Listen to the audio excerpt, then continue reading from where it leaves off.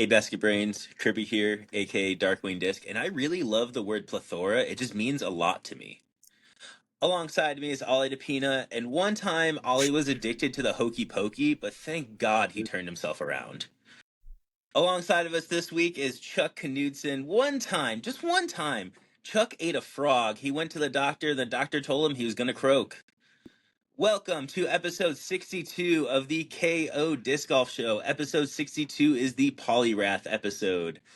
Famous players to wear the number 62. We got Jason Kelce and John Fitzgerald. And then alongside of us as well, the fucking GOAT, Chuck Knudsen. That was his racing number, number 62.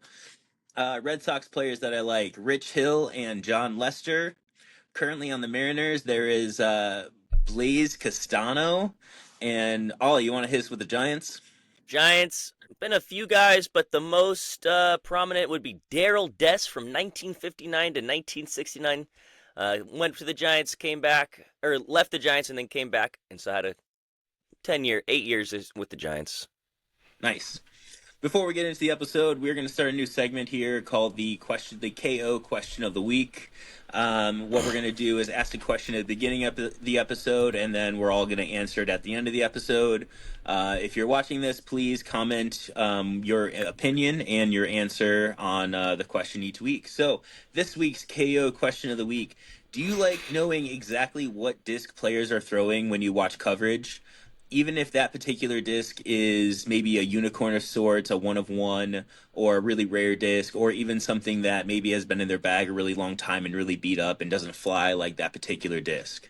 So yeah, let us know in the comments below, and we will circle back to this at the end of the episode. Chuck, thank you so much for joining us, man. Really appreciate having you being on here and us having you on. Tell us a little bit about you and your history. We know that you're big into racing and also now like real big into disc golf. So just kind of throw us through a little bit of your backstory. Yeah, well, I've raced a lot of things over the years. I started probably when I was in my teens and with motorcycles and worked our way through all the way go-karts lately. Probably the last 20 years been running go-karts, dirt carts. Slowly worked my way into I started what we call Uncle Chuck's Racing. It's where I guess I just sponsored a lot of other drivers because they had more talent than me. Basically, I'm a better team owner than I am a driver, and got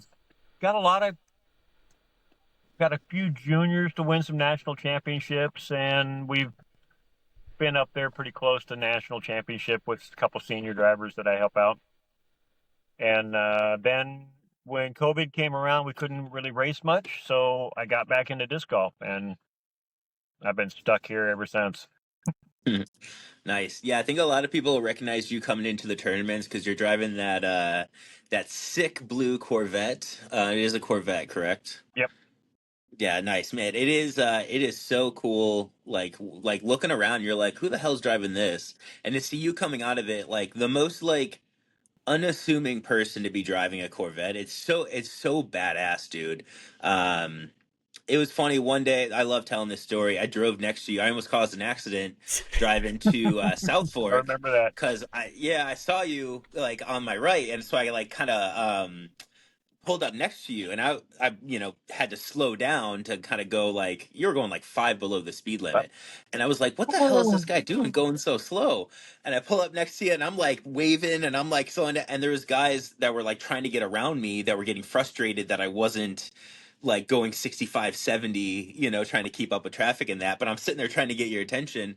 And when I told you about that later that day, you go, nah, you must not have been cute enough. And I could have just moved on, and I'm like, yo, savage, bro. Like, damn. Yeah, I do my racing at the racetrack. Don't need to do it on the street. For sure. No, it's cool seeing you pull up to tournaments and that.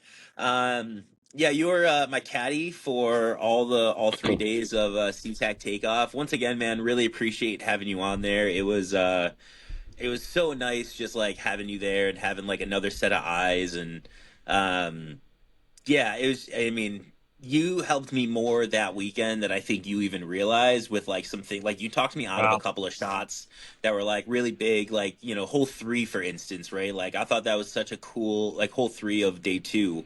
I thought that was such a cool thing because I really was having I was trying to get you to talk me into throwing the shot that I threw, and you did exactly what I needed because Yep. I was like showing a little bit of hesitation, and you're like, that wouldn't make sense. And I was like, good, I needed that, Yeah. thank you, You so knew the shot that you needed to throw. It's just you're more comfortable with others, and for you gotta learn that you're good enough to throw these shots that maybe you're not comfortable with yet. But once you throw them enough, you'll be comfortable with them, and they'll be secondhand. For sure. It's just nice having somebody there to kind of like encourage it and being like, no, no, no, that is the right thing to do. Even if it maybe is a touch more uncomfortable or it's not, exactly how you scripted it, that is the proper thing, or that is better in that kind of deal. And Right. yeah, it was just awesome. Oh, So I I will enjoy say, it. Yeah. I I learned will so say much out there watching you guys that I'll do it all the time. If I'm yeah, not no, it's playing, I'll caddy for you because Yeah, I I learned have. that. Yeah, I can attest to like all the things you just said with like when we were at kayak practicing on that Thursday and you went down to Blues another round and we played that Reds qualifier. There's a couple of times I was just looking at Chuck and I was like, do I just kind of like jump putt, lay this up? Kind of like, yeah. I was like kind of like thinking about like moves and stuff like that. And that's kind of like the birth of the fairway finder, So that's like, that's right. like I really was like kind of was honing in my game and being like way different into like, um, that fairway finder mentality. And I think that had to do with Chuck, just I think you just create good golf, man. I think you're a great person to be around when you're playing around, and I think appreciate wanting to that. have that. Yeah. I will say I'm pretty excited. I feel like I'm infiltrating Chuck's bag a little bit. For those that Very don't much know, so. Chuck is a big time like discraft guy. He throws the drive, he throws the scores, he throws the buzz a lot. We got my guy hooked up with the Logic. We got him MD1s, DDs, the function. Ooh. Fresh So D1s or fresh MD1. all right, there we Ooh. go. See, I mean, I love it, man. Yeah, Ooh. we're infiltrating slowly but surely. I hooked him up with a couple of Team Discmania stamp stuff for his birthday a couple weeks ago. Yeah, that's sweet essence. So, and he's throwing them really well too. Like it's cool watching him like throw the Logic and being like, "Oh, I can get like good distance with this." I'm like, "Yes, you can." Yeah. So it's fun to watch. I'm really happy about that. Yeah, they're good, man. That Logic it picked up a few birdies this last weekend. Heck Nice. yeah. Definitely. Love hearing it. Ollie, how you doing, man? How's everything going? Been good, been good. Just I got to go to the Mariners game a couple of days ago. When we played the Guardians and we won 2-7, which was just fun game to see. Hmm. Roxy's uncle's in town from Taiwan, so we took him. He loves going to Mariners games, so That's cool. it was fun. And then got to go to the Sounders FIFA World Club Cup first match against Cool. Botafogo at Lumen. That was on Sunday, and that was really cool. So like I haven't been to a Sounders game in a little bit. It's always cool. I feel like going to a sports game and like watching from a different spot than you haven't been. So like I think I was like up on like the north like bleachers, like where you're like directly behind the goal. Pretty Yeah. cool. Really high up. Like walking to the seats was kind of crazy. Yeah. But yeah, just chilling. Have a pretty chill work week. Open up a bunch of Pokemon cards. And yeah, that's about it. Yeah, you've gotten some bangers you showed me, right? Oh yeah, I don't. Some good hits. There's another one I gotta show you. I don't have it with. I left all my stuff at Roxy's because I'm gonna be opening some more packs later. So I've been Nice. doing some streaming stuff too with that. So if you ever want to check that out, I post links all on my socials. It's pretty easy to find. But uh, yeah, pretty fun. And yeah, I got a check from Twitch, so I was like, or like they put some money into my account. So like, and I was like off of like 2 streams I did. So I was like, I gotta do this more. Just like whenever Yeah, I'm opening packs, like I'm gonna start streaming. It was like $60, and I was like, that's that's good. fine. I know. I was Yeah, like that that for a pays month, for a few more packs. bro. That's what I'm saying. So I was like, I gotta. Anytime I'm opening these, I gotta stream. So I think I'm gonna try just streaming on my phone tonight. Like I think have a couple buddies come over tonight and stream as well. Um, yeah. So enjoying that. Just trying to enjoy that. Getting some putting practice in. Trying to hone some things. Finally got my North Park tag, which has been good.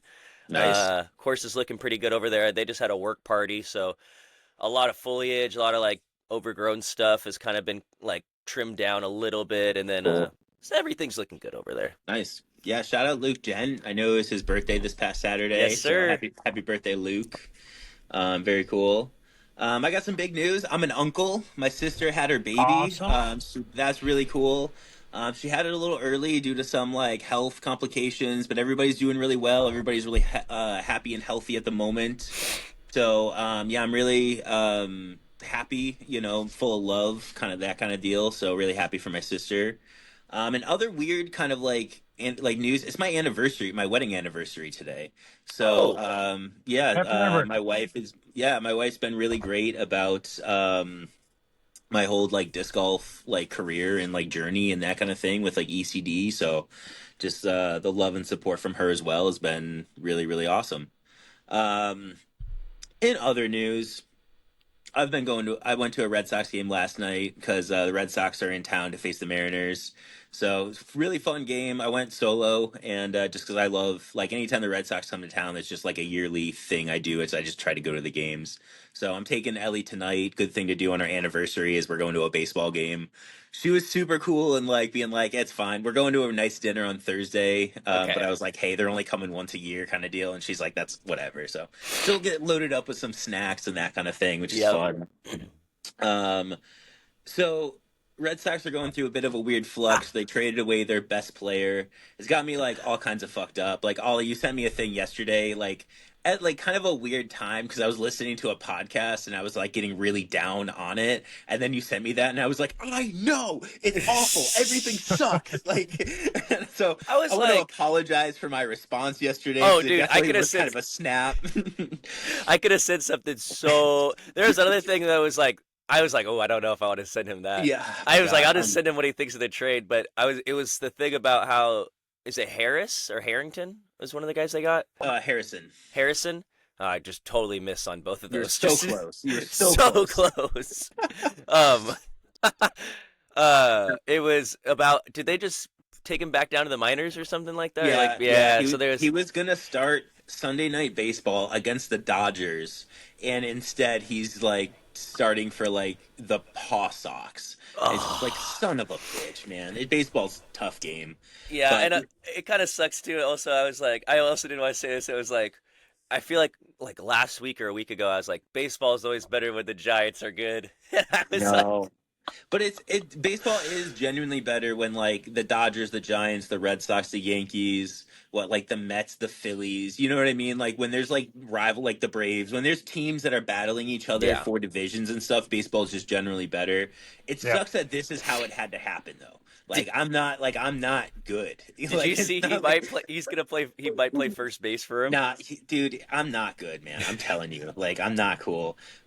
In another, like, kind of weird news, so, like, Rafael Devers has been on the Red Sox for, like, 9 years, right? In a really weird twist of things, I watched Yeah, Rafael Devers' first career home run here in Seattle. It was one of those moments where I was like, that's awesome. Like, this is our new guy. That's his first career home run I at feel the that. game last night, now that Rafael Devers is gone, Roman Anthony, who is our new like guy, he's the new like prospect to be, he's the new number one guy. He hit his first career home run last night here in Seattle. So there's a really weird like full circle, like there's a Okay. really weird like changing of the guard type situation kind of in the air right now. So like as down as I am about trading away Devers, there is a bit of like excitement and a bit Yeah. of like, well, let's see what happens because we are kind of loading up. It's just it might not be loading up for this year. It might be loading up for next year, which means that we just got to kind of like gut it out for the next couple of months, which might be a little tough. So, Just on yeah. yeah, on the other side of things, I watched Aroldis Chapman last night throw some bullpen, and that is like one of the let me preface this. He's a piece of shit as a person, but he is a giant human being. I could not believe like in person like how big he actually was. Like it doesn't surprise me that he can throw a baseball 104 miles an hour. He's so huge. Yeah. Um Other news, okay,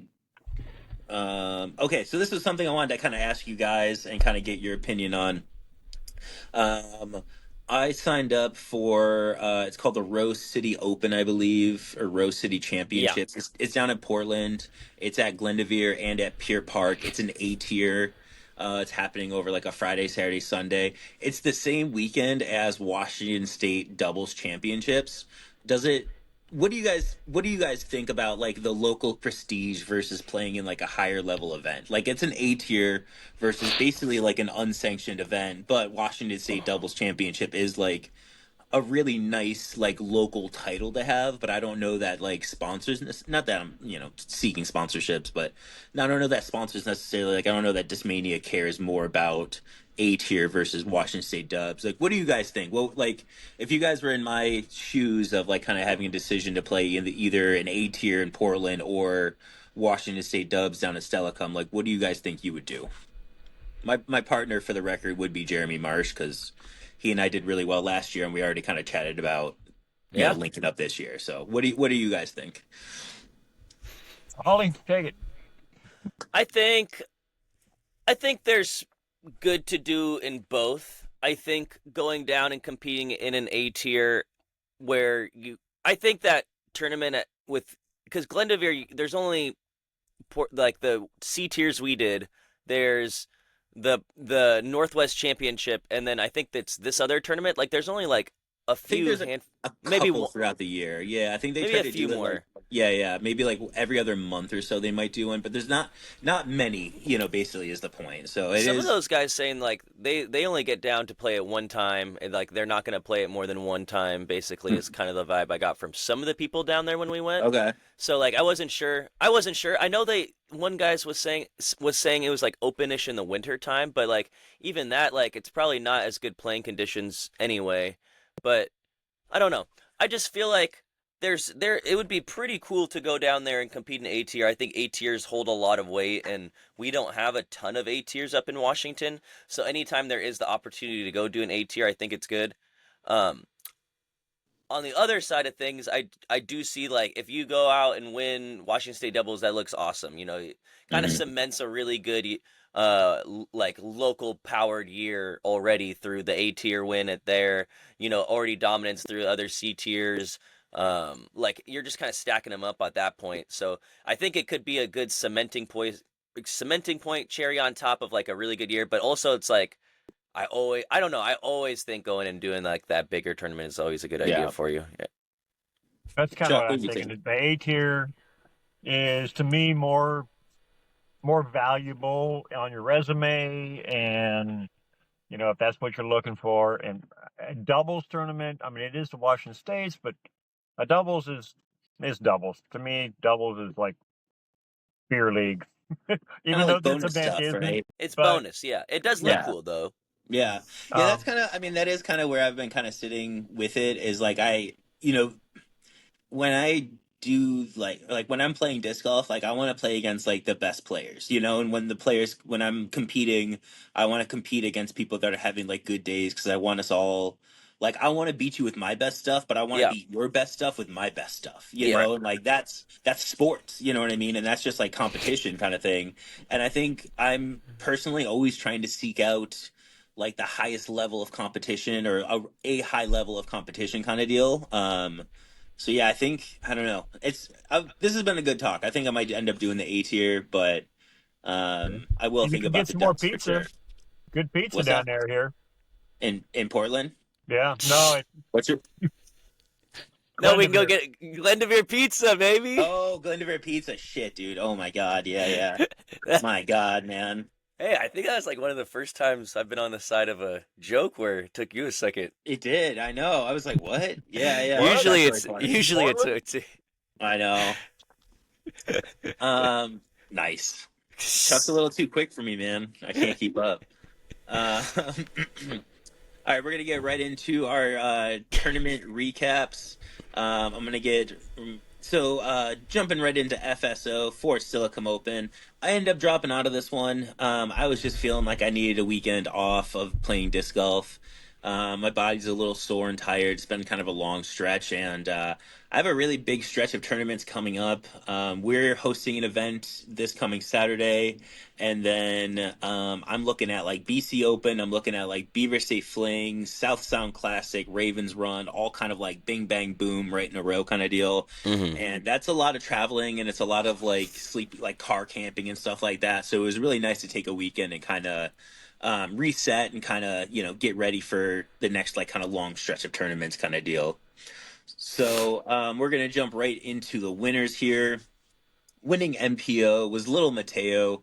Nice job, buddy, coming in at 22 under, beating out Clay Edwards and Thaddeus Tankley, coming in tied for second place.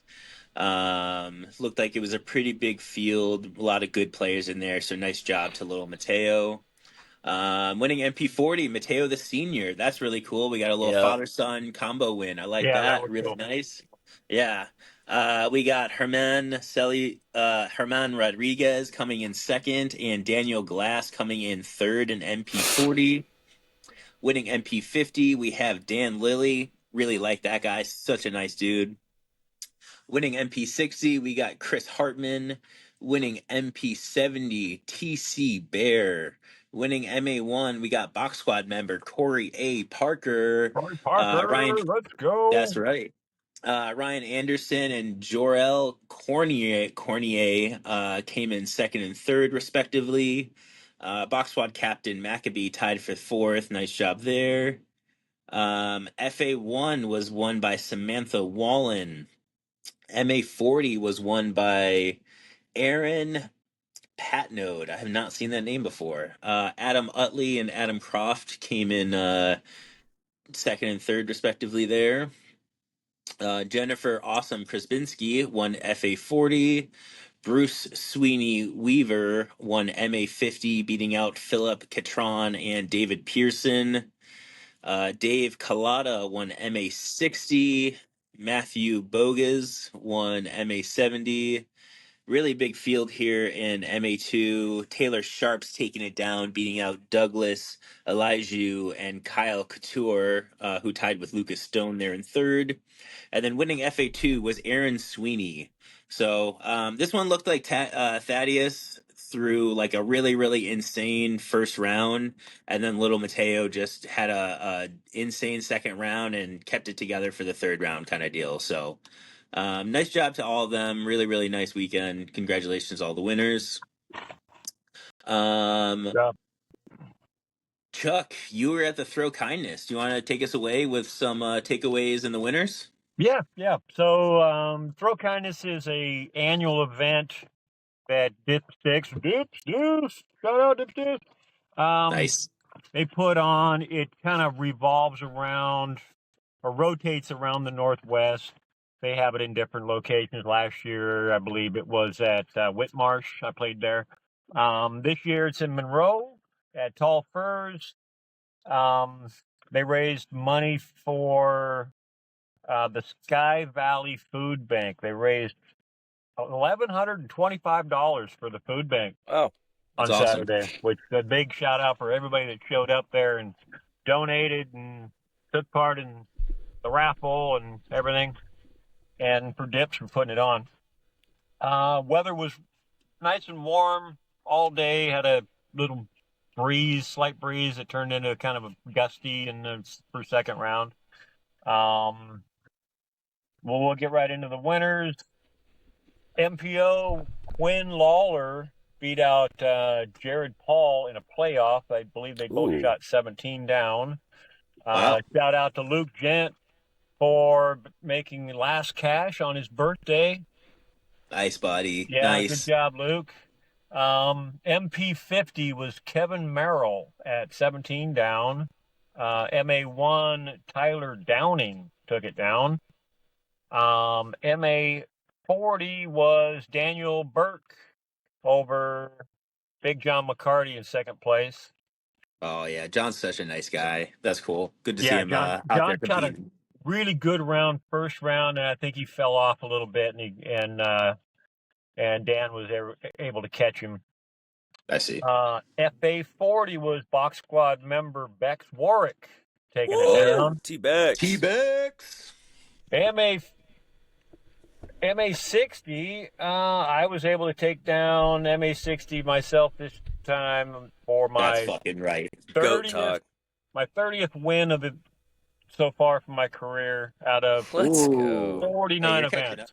I get to You're play my catching up. 50th event next weekend. So Okay, wait. So you have 30 wins and 49 events? 30 wins and 49 events. Damn, bro. Almost Okay, so 62%, baby. that's Keep. so impressive. I have you're catching up to me. I have 39 wins, 38 of those being pro, but I also have like 150 events played. So it's Yeah. like my numbers are like way skewed, but that's Jeez. awesome, Chuck. I gotta keep winning events to keep you off my tail. All right, game Yeah, on. So I'm Chuck and I are on planning on a race to passing you by 100. next year, sometime mid, like May. We'll get past you in May. How about that? Hey, Pass you that. I'm currently on a 3 tournament win streak. So what's up? Can you say that? No, I can't. That's I think right. I, That's I think I right. did have like That's 5 or right. 6 in a row here. All right, calm down. All Calm right. down. Anyway, back to the winners. MA 65. My buddy Paul Cuff takes it down. Those guys seem to be evading the MA 60 division for some reason. I wonder I'm not why. saying I don't know, but I don't what I know. hear. MA2 box squad member Jacob Steely taking it down. All right. Silly, dude. Yeah. So pumped for him. Steely Yeah. had another box squad member caddying for him. So Zach they had Johns. little box squad love going on there. Cool. FA2 was Caroline Edwards. Nice. And FA3 was Melody Nielsen taking down that one. Nice. And for me, the story of the day came out of MA3. Young Isaac Ham, 11 years old, shoots 10 down first round and 10 down the second round to shoot 20 down, take his first ever win, and 11 so years impressed old. with that kid. Wow. He's sponsored by Dips Discs. Really polite guy. I talked to him a little bit. The kid just throws. I guess he had a fantastic putting day, but he throws just as far as anybody out there Let's in go. the division practically. So JoJo, watch out! This kid's coming. Yeah, you're not the young gun in town anymore. Now you're just the young teen in town. Yeah. Teen gun in town. I don't know. You're just Young now. teen, You're I not don't the know. youngest in town. You're just The young. teen in town. Yeah, the teen in town. Let's take it easy, bud. I don't know. I mean, he's still 11 strokes off JoJo's record, but whatever. Yeah. It's all right. You know, he's got a couple of years to catch Yeah. up to that. So Yeah. give him 3 years. We'll see what's up. JoJo's so impressive too. So it's cool. It's cool. There's so much young talent in here, but it's the same thing with sports. Is like there's always like the next wave is always coming, right? Yeah. And like you got to kind of keep pushing and kind of keep like grinding it out, kind of deal. So And I know we were talking before. pray for more We were age talking. protected divisions. I know, right? Yeah. Well, I was saying before, I just got to keep JoJo off long enough until I can bump up to MP40, and it's just like, I don't know what happened. I don't know. Never beat me. Yeah, right? I just got to hold him off long enough. Chuck, you're saying before the show that if you played MA3, you and the kid would have been on the same lead card. Yeah, I shot 8 down the first round. He shot 10, so I would have been second behind him, and that card would have had an 11-year-old and a 63-year-old on it.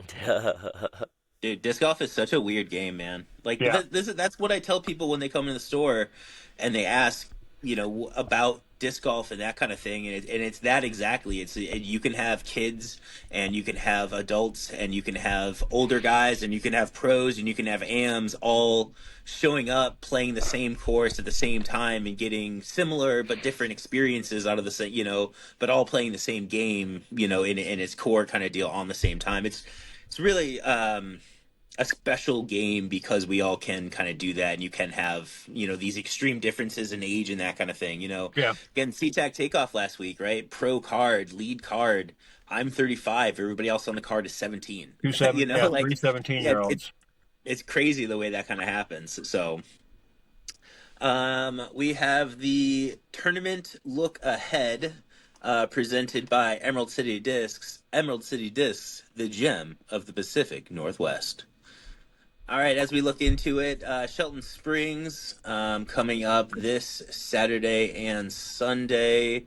Looks like MPO, MP40, MP50, and MP1, MA1 is going to be playing Misery Whip and Timberclaw. And then everybody else is kind of playing a variation of Timberclaw and Springboard, which is cool. Mark Hill's running this one. Mark Hill, one of the good guys in disc golf. Really appreciate him being out there doing that. Really stacked field. Should be a really nice event out there. Also going on in the area, Emerald City Discs is hosting the SeaTac Showdown. SeaTac Showdown 2, Dust Up, presented by Emerald City Discs. Come on and get signed up. There's still plenty of spots available. You might as well, get out and play. Should be a good event. Weather, as we get into the weather look ahead, we'll kind of talk about that next. Might as well. Weather look ahead here, presented by Swamp Cow Kava Lounge. Drink it and hang out. I'm still working on the tagline for that. I'm one of them. That one kind of felt the best, though. Shut up and drink it. Shut up and drink it. I guess that works pretty good too. Yeah, shut up and drink it. As we look at the weather look ahead, this Saturday does not look super stellar for either Shelton or SeaTac. Oh, really? We're looking at about 50% chance of rain for the whole day. We're looking at 50 to 60-ish kind of degrees for the day. So it's going to be a little cold, a little rainy. We're looking not too windy, 10, 8, 10, 11 miles an hour winds, on average. So wind shouldn't be too much of a factor, but rain definitely will be for both Shelton and SeaTac for Saturday. Sunday at Shelton does look like it's going to be a little better. We got mostly cloudy, small percent chance of rain. Again, wind shouldn't be too bad. It does look like if you're going to be out practicing this week, though, it looks like Wednesday is going to be a pretty windy and breezy day. So, honestly, I think Wednesday might be the best. Wednesday and Thursday are probably your best 2 days to go out and practice, because if you can go and play the course during a windy, hard mode day, when we get to the weekend and you have half the amount of wind, it's going to be so much easier for you. Yeah. Chuck, I think a lot about that round you and I had out at Deception. Yes, it was miserable. That day we came out ready to play 2 rounds. Halfway through the first round, I was like, I don't know, I got a second one in me today, man. This sucks. And we came out that weekend and it was like, dude, somebody put the training wheels on. All of a sudden that course got so easy because it was not as breezy. You could just throw hyzers into the greens and stuff like that. So, if you're going to be practicing SeaTac, I think tomorrow and Thursday are really good days to do it, and then set up for a much easier weekend for yourself kind of deal. All right, Ollie, are you ready for your 90-second breakdown presented by Baka Bak Fried Chicken? Shut up and crunch it. Yeah. Are you ready? Shut up and crunch it. I don't know, I was trying. Oh, this might be a little rough, but you gotta bear with me. Oh. All right, Ollie, are you ready? I think so.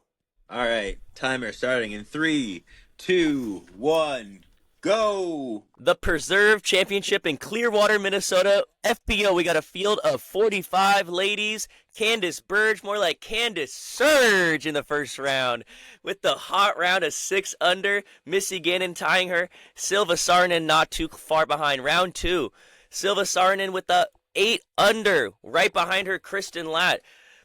I guess Silva wasn't looking to avoid another Silva with Kristen right behind her. So it's getting sticky. Round 3, Silva able to hold on with a 9 down against Christian's 8 down, ending with a 20 down total. Christian with the 18 down.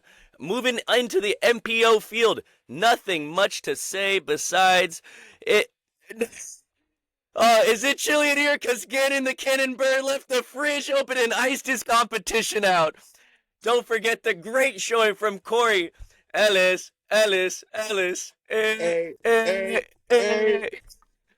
Gannon Burr basically dominated, had the 11 down and 10 down to start round 1, or 11 down to start round 1 with Corey Ellis's 10 down. In round 2, he had a 16 down with 1 bogey, basically an amazing round, course record. Corey Ellis with the 12 down and basically the rest of the field. Carter airing it out, though. Takes a third place with the 13 down round 3. Gannon Burr, though, with the 15 down. Just domination. Boom. All right. Hey, dude, you nailed that. I'm so Very good. That was the best one yet, dude. You killed that, dude. Hey, thank that you. was awesome, Ollie. Gannon did win by 11 strokes, so just a crazy weekend. But yeah, the Gannon show. Thank you. That felt better than I thought it was gonna go. In my head was disaster. It actually worked out. That actually was not that bad. Dude, it was great. You did so good. I'm so proud of you. Good job. Look at you, man. Look at us. I think I missed out on I think there's a couple I missed out on that I just but it's okay. I'm happy. I'm happy. Save him for next week, man. There's always another one. That was great. So good. That was really fun. Yeah, Gannon winning. I think he had like a 1088 rated like average round or something stupid like that. So I watched his entire I really like the YouTube video he's been putting out. Kind of vlog style. He's having like his own cameraman on all of his cards. So like at GoThrow, he had his own cameraman. So like you weren't able to watch his 12 down. I don't even know if it's posted yet still. Or his like huge round at Gold's. I don't know if it's posted yet, but he posted his own where I was able to watch that. So it was cool. And he's been doing that where he's commentating over it himself, and I think that's also a really cool thing where it's really more personable. It's his own channel, I feel like, so it allows him to do a lot more freedom with that, which is cool as well. So I like that a lot. That's sweet. All right, let's round this out a little bit. We'll get to our KO question of the week answer. The question was, do you like knowing exactly what discs players are throwing when you watch coverage, even if that particular disc is a unicorn? I'll go first here. I do really like knowing what discs players are throwing. I like knowing that that disc is a really beat up destroyer. I like knowing that that is a really beat up force. You know, I like knowing that this is a titanium heat that he's had in the bag. You know, like I think like Yuli has like a nuke, or there's a nuke around that has like the Jordan logo on it. That like that disc has been in like every significant discraft player's bag over the years. So I think that's a really cool thing to know, and it kind of gives that disc like a little bit of story and that kind of thing. And like, you know, there's the potential if the whatever player has a disc throws in the water, you know, that water shot is like, not only did he lose a stroke, but like he lost that disc, you know, that significant disc that you know really well. So I like knowing that. I understand that like for coverage and stuff like that, like if Innova is sponsoring a tournament, they don't want, you know, the announcers saying like Buzz and Discraft and, you know, all these like kind of like, you know, other brands and kind of promoting them. But at the same time, I think the coverage experience is that much better when you know exactly like what disc those players are throwing. I think it's really impactful seeing that like a player's throwing a putter when like everybody else is throwing like a fairway driver, and you're like, oh, he's doing a different play, you know, maybe he's going for a different landing zone or something like that. So my personal opinion is I like knowing every disc that the players are throwing. What about you guys? Yeah, I'm about the same way. I am the kind of guy that like when I'm watching like a tournament, like I've done it so many times with Calvin Heimberg, where I'm watching him throw a disc and then I'm gonna go watch his in the bag video and look at the exact disc and figure out what he has to say about it. And like if I don't know what it is, because like I've watched all those, so it's definitely something I like to know whenever I do watch post coverage or like post round coverage. Like Jomez, they'll do a pretty good job of posting like sometimes like the discs that they threw and stuff. So I think it is super important. Everything you said was right on the head. I think it's just like it adds so much, and you know it is so important with the discs that we do throw. At the same time, like I'm a pretty big believer in archer, not arrows, but sometimes there's some pretty cool arrows and they deserve some shine. So yeah. Yeah, I think I agree with both of you. I enjoy seeing what they're throwing, but it's not like I'm going to be able to throw it there. You know, when Ezra Robinson tells me he threw a Buzz SS on Gold 6 or Gold 5 and pretty much pinned it, I'm definitely not throwing a Buzz SS 500 and something feet. But it's interesting to see that those guys can. Yeah. Mm-hmm. And Yeah. I mean, their putter shots, or even like with Kirby, you throwing a 330-foot putter shot is it's interesting to see that was a putter you just threw, not that wasn't a mid or a driver. Yeah. Well, I think that's what kind of it adds to the kind of like I think it one credits the player, Yeah. when you see that like Ezra just threw a Buzz SS 500 feet. You're like that even with a downhill, that's fucking cool. Yeah. Like that's really far, like that's awesome. So like that alone, where you're like, dude, that guy's huge. Like that's such an impressive thing. Or to see these players, on some of those downhills at kayak, especially like, oh yeah, this guy's throwing a 9 speed instead of the 12, 13 Yeah. that everybody else is throwing, and he's getting just as much, if not more, distance. Like that's a cool thing, and like players are always showing off certain discs on certain holes at certain courses and that kind of deal. Like I think, the Pro Tour is kind of missing out on a little bit of that personally. Yeah. So, yeah, cool to hear. I mean, I'm curious to see what a lot of people's opinions are down in the comments below. So please comment below, and we appreciate that. So, all right, we're gonna round out. We're gonna get into the draft this week. This week in honor of the fucking goat, Chuck Knutson, being here. Goat. We are doing the goat draft. No, it's the cars draft. It's only cars. Chuck, I'm gonna give you the first pick. Ollie, I'll give you the second pick, and I'll take the round. I'll take the corner there. So Chuck, go ahead. Cars. What you got? All right, I get the first pick. In honor of episode 62, I'm going to go with all cars from 1962. And the first one would be the Ferrari 250 GTO. Probably the most expensive car sold in the last 20 years. They're probably going about $30 million average. Jesus Christ. Yeah, so. Oh my God. I don't know anything about. I'm going to get smoked in this draft. All right, Ollie, what you got for number 2? I'm going to go with one of my favorites, the Ferrari F40. I'm a fan of the sleeker like aero, like that front facing kind of reminds me of like older but newer. Like it's like when I don't know, like a futuristic-y kind of looking car for like when it came out, and I appreciate that of it. And I've always kind of been like a dream car of mine. That's tight, dude. All right. For the number 3 pick and my first overall pick, I kind of went a different direction with this one. I'm picking the was it like the 1970s Adam West Batmobile? I'm picking that one. Batmobile's fire. Banger. And then for the number 4 pick in the draft, I'm going with the DeLorean. Banger. So Back to the Future. So I'm going Batmobile, DeLorean, back to back. Ollie, you got pick number 5. What you got, bud? We're gonna switch it up in honor of the Le Mans. We're gonna take a Chevrolet Camaro ZL1 and shouting out the NASCAR 56 garage. They brought this car, souped it up, and brought it to Le Mans a couple years ago. I think it was 21 or something, 22. But there's this crazy photo of all these like LMP2 cars that they race at the Le Mans, and then there's just this giant Chevrolet, just like huge horse. It has like, it's so crazy in the sound. Yeah, it's so crazy. But so that was a Chevrolet Camaro. What? Chevrolet Camaro ZL1. ZL1. Okay, cool. Chuck, you got the roundabout here. Which you got 2 back to back. 2 back to back. All right, again from 1962, the Chevrolet Impala SS, number 1 sales. Oh no! Number 1 sales of the year. And a great SS. little lowrider. Most of them all turned into lowriders now. So I had a 67 Impala on my list, and I was gonna shout out the lowriders, and that's funny.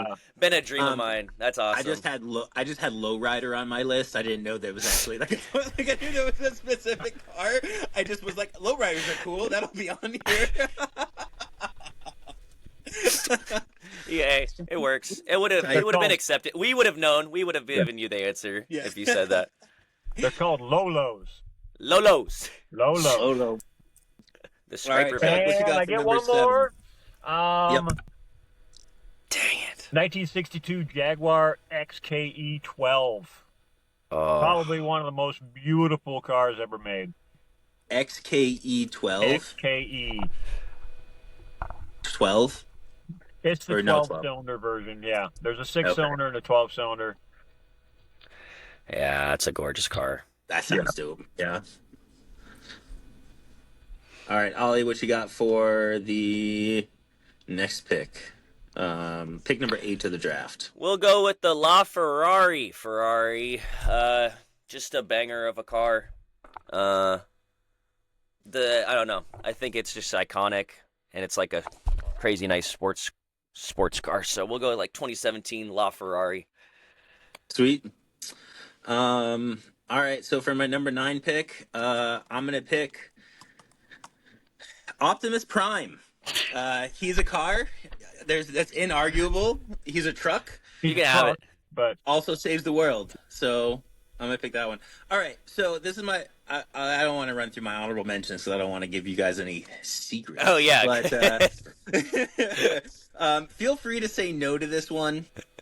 This one might be a stretch, but I think this one's a good one. Nope. The Millennium Falcon. No. It's a space car. No. Space car? No. Okay. You All could right, have it if you want. Nah. All right. I will go with the We're giving you Optimus Prime.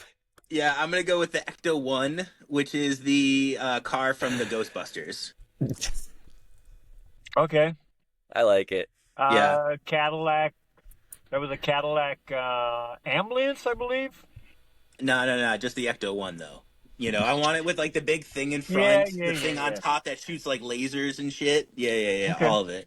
Yeah, the big ghost on the side. Psh, cool. Wasn't Pretty it like good a call. hearse? It wasn't a hearse. No, I think it was an ambulance. Oh, man, hearse would be like a dirty pick. That'd be kind of like a, I don't know. Hearse would be a little unhinged. Yeah. Ollie, what you got for the number 11 pick? And this is my last pick. We'll go with Porsche 911 Very good. GT3.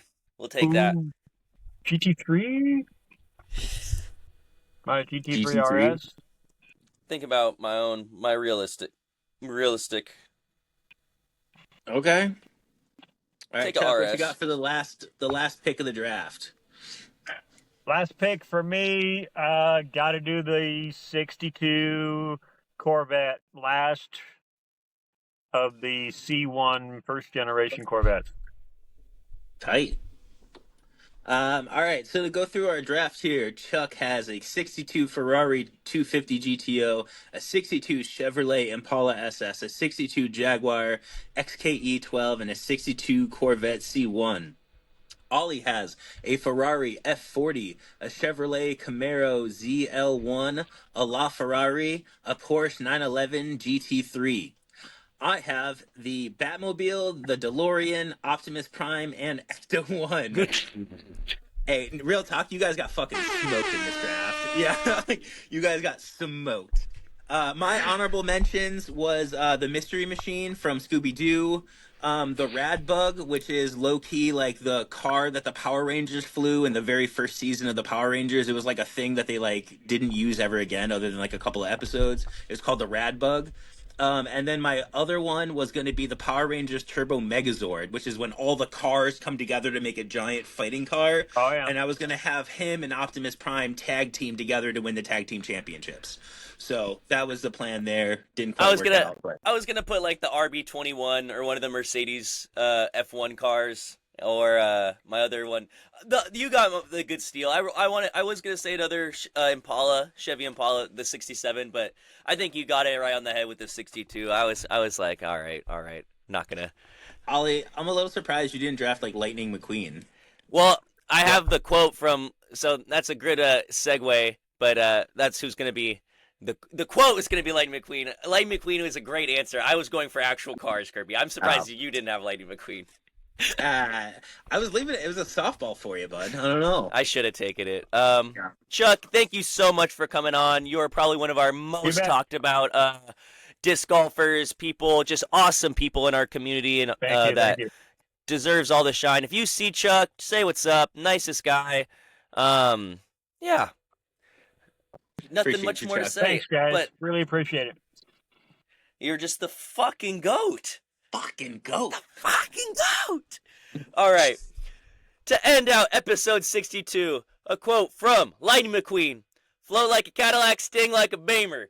Lightning McQueen, Cars movie, aim high, shoot low, and we'll see you next week.